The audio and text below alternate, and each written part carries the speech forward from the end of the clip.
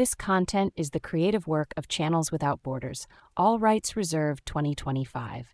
Visit channelswithoutborders.com. Feel free to share this with friends. More information and links are in the description. Why does seeing from the observer's eyes seem so damned impossible? This conversation comes from a recent spiritual awareness group. Good now. How can I choose to see things from the observer's mind? It seems that you can choose either ego or spirit. In truth, there is no choosing. It is already written. It is just what happens. The mind may see it as choosing, but there's just the appearance of choosing happening, just as there might be the appearance of a sunrise happening. The viewer should just notice that there is an apparent choosing. The choice does not affect the movie. It's a scripted part of the movie. Ego mind wants to hold on to the thought that it is choosing. Ego wants to claim, for instance, that I am angry. In reality, there was no one to own that anger. There is only the appearance of anger being present. There is no judgment in this noticing. Anger is not good or bad, it's simply present. The observer feels no anger. It's only aware of the presence of anger in the movie. I seem to be stuck here. There seems to be the appearance of stuckness here. The observer is not stuck, but only noticing the presence of stuckness. I'm worried that my observer might be laughing at me. The observer has no reaction other than absolute love for whatever is there. The part that you think of as me, who feels separate from the one, who feels it can choose and is therefore not doing a good job, is thinking, why did it choose this? The observer simply notices that there seems to be a belief in choosing. There seems to be upsetness. There seems to be stuckness. I can be okay with that. I don't want to just jump from this place right now because something is needed to be done here. I don't want to go back to try to be nice. That's not so fun. If you could simply choose to jump from your ego and only see from the divine observer, you would have done that long ago. You can have the intention to do that, but you can't make it happen because you don't have choice. If you had choice, that would place you separate from the divine. But you can't be separate. So what is happening can only be perfect, a part of the script that is already written. At some point, it may be that in the noticing of the now, the ego is just seen rather than experienced as self. This cannot be chosen because only the ego mind can pretend to choose. The noticing simply happens. There no longer is anyone there. There's just the noticing. But you can't choose that. Not just now. Not at any time. It will happen when it happens. Something feels very powerful in this. If you have the thought that there is stuckness and you hang on to that thought, you will likely decide there is some fault in you that maintains the feeling of stuckness. When you are aware of that, let the sense of stuckness be there as long as it's going to be there. It's perfect. There is nothing to fix. There is no effort you could make to cause the stuckness to go away. I could sing a song. Then I'm not focused on the stuckness. Yes, and then what is apparent is the singing of the song. Will the feeling of the stuckness return? Probably. Wow, this is very good. I like it very much. Choice is the domain of the ego mind. As you let go of control and simply notice what is present, You are opening to the possibility of seeing through divine eyes. If you do that to try to enable divine seeing, you're back in the ego trap of choosing. So you just do it when you notice and stop trying to choose. Instead, noticing what is present. It's a razor's edge you're walking. I mean, let's get serious. Is the ego really going to choose to give up its control by truly allowing you to choose spirit? That would be suicide. The ego is a survivor, and a very clever one. Choice is not a choice. It's a subterfuge. Every choice affirms the reality of the ego. Its disappearance requires not choosing. The best you can hope to do is to notice what's going on without following any of the threads. But I do know that this is all an ego game. I know that it will probably eventually go over to something else. But I guess that right now I need to be in it. This is such a humorous thing, perhaps more humorous from this perspective than from yours. But whatever you decide you want to do, you can't possibly do. All that is left is to give up trying, but you can't try to give up trying. Finally, you get so exhausted from trying and failing that you just give up trying. But sometimes I'm able to walk or sit quiet or sing and my mind calms down. Yes, but what you have then is a calmer, ego-driven person, but still not an awake person. Not that this is a bad thing. Being calm might be more enjoyable, but the balancing dualistic energy will eventually surface. Watching from the viewer is not about being calm or distressed. It's noticing what is present without identifying that as self. There is no self. There are no techniques for taking you to that place. If anything, it may be necessary to let go of all techniques, but that can become its own technique. Just now, this is what I needed. The perfect thing is always here. If you try to understand why it is perfect, you're back in the ego mind. You will never understand. Then I could be grateful that this is what it is and not the heart attack. That would be perfect too. It would be what is there. If you have the thought that awakening means feeling fine all the time, which you think you might be able to do if you let yourself just find and practice the right things consistently, you may, as I said, find yourself as a mostly satisfied, sleeping person. You will, however, still believe yourself to be yourself, separate from the one. What is transpiring for an individual or for the world in general has no identification for the divine viewer. Happiness or sadness may be present, but it makes no difference. There is nobody there experiencing this. There is something magnetic for the searcher in having a practice, but eventually the practice doesn't deliver. So you try another and then another until perhaps you crumble into hopelessness. I'm tired of techniques. I just want to be. Notice that is all you can ever do, just to be. You cannot stop being. You cannot make yourself be. You are. Any technique is simply a diversion from noticing the isness of everything. So we're back to this razor's edge of having no techniques without that becoming a technique. Everything is perfect as it is.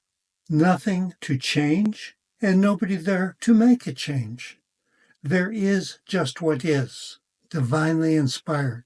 You can't change anything, but you might be aware of the desire for change.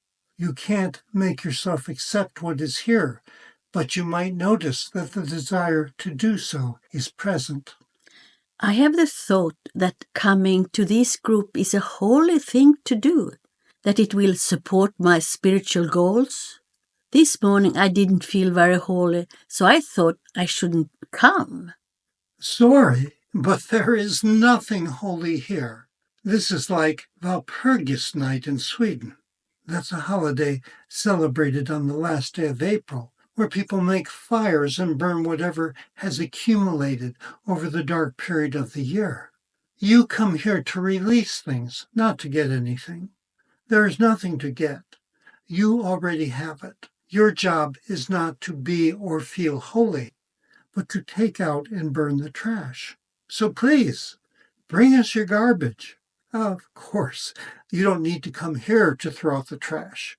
You can do that at home. There's nothing holy about this or any other place. Or it could be said that every place is holy. There's only holiness. That is all there is.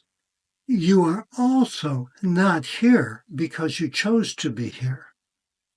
Is it not my choice to be here? You mean in this body?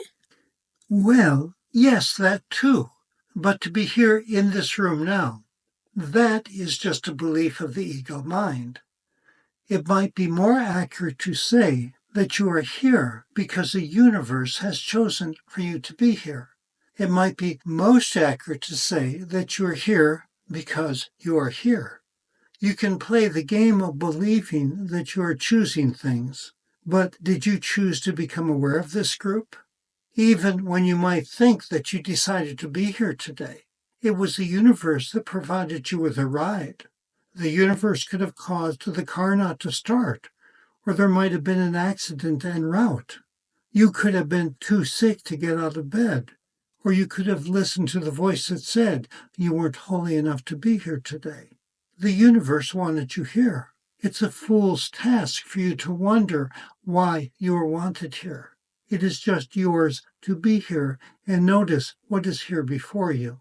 On the other hand, you may notice that there is nurturance here for the seemingly separated being. That nurturance is also here from the group member who did not appear today. The universe wanted him elsewhere, even though he might be beating himself up for believing that he created not being present. There's nothing wrong or right about attending or not attending. That just is what is. Yes, I do think it's good to be here. Good to have support in seeing things from another side. If you allow yourself to notice when you think you are choosing, or when you find yourself feeling negative emotions that you wish were not taking place, if you decide to then reverse the process, good luck with that. You cannot choose that or anything else. At the same time, within the imaginary realms of past and future, which don't exist yet feel so real, the choosing part of you that believes you have a whole story of connected events that led you to being where you are now, there's just the isness of this moment. There's no past or future. There's just the isness, the being of what is here in this moment from the vertical perspective. There's just what is being observed, nothing else. It certainly cannot slow down this illusory process of becoming the observer to be more aware of when you think you are the chooser.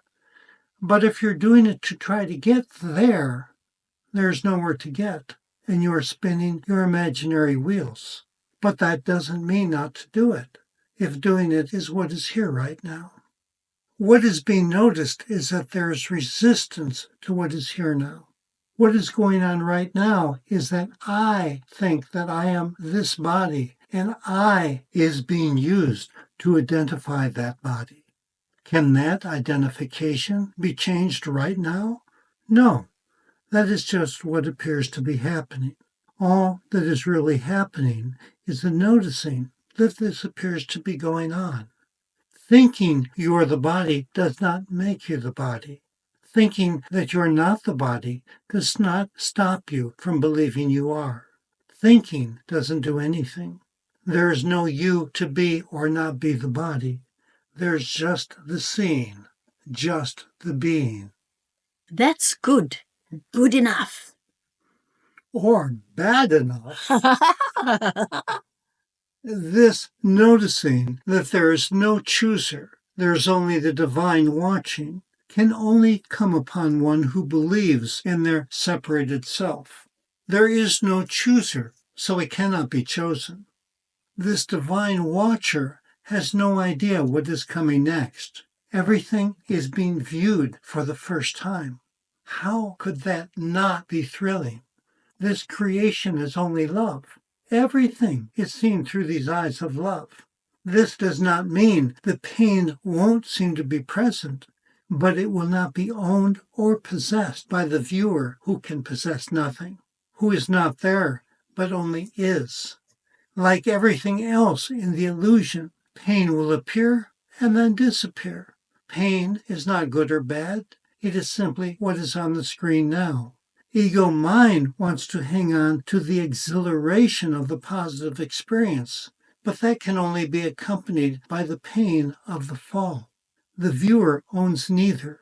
Ego mind is destined to a seeming eternity of up and down. It wants to hold on to the up, and it fails, adding insult to injury. Meanwhile, there is just life, oneness, divinity. There is no up and down, no judgment, no separation, no guilt, no suffering. The ego mind really believes that it is responsible, that it is in control and can handle things, but it absolutely is not and cannot be. It has no idea that everything filling that mind comes from someplace other than divinity. But isn't it the human state to seek happiness and avoid pain? The deeper truth is that the human desire is to go home, and the belief is that something must be done to get there. For some, the belief is that seeking happiness will bring them home. For others, the belief may be that pain and deprivation will lead them home. Spirit says, you are home. You never left. The ego mind can never see this, but the observer's eye does. Sooner or later, the ego mind gets tired of trying. Huh, I'm tired already. Wonderful! How successful have you been so far in manifesting what you wish to create in your life? That must be exhausting. You can stop trying. Your true nature is oneness. You are oneness playing the game of two-ness. Is the game always fun? Not from the ego mind, not from the perception of two-ness, from oneness, from the observer. It's neither fun nor not fun. It simply is. And all that simply is divine, is love. But in absolute oneness, there is no experience. There is no movie. There is no sunset. There is no storm. There is no pain. There is no sweetness. There is no orgasm. So oneness can have the experience of these sensations through this movie. Every moment of the movie is glorious to the observer. How can the observer experience, yet not be a part of what is happening? The observer watches without projection. This watcher does not pretend that it is the person being observed. There is no story, no history, nothing is held on to. There is no future. There is just the divine moment. Pain, for example, to the ego mind, is connected with past ideas of blame and guilt and with fears of the future. For the observer, pain is just a particular sensation in the divine now. Nothing lasts. Everything changes. Nothing is held on to. Everything is noticed. The observer notices the pain is present, but is not identified with it. Again, these are just words and cannot approximate the actual experience of not seeing through the ego's eyes. You call this two-ness me, but where is this me? Who is me? The two-ness is me-ing, while the oneness is being. Me-ing always has questions. Being knows. but not in words. Good now. This content is the creative work of Channels Without Borders. All rights reserved 2025. Visit channelswithoutborders.com. Feel free to share this with friends. More information and links are in the description. If this touched your heart, subscribe and receive more light.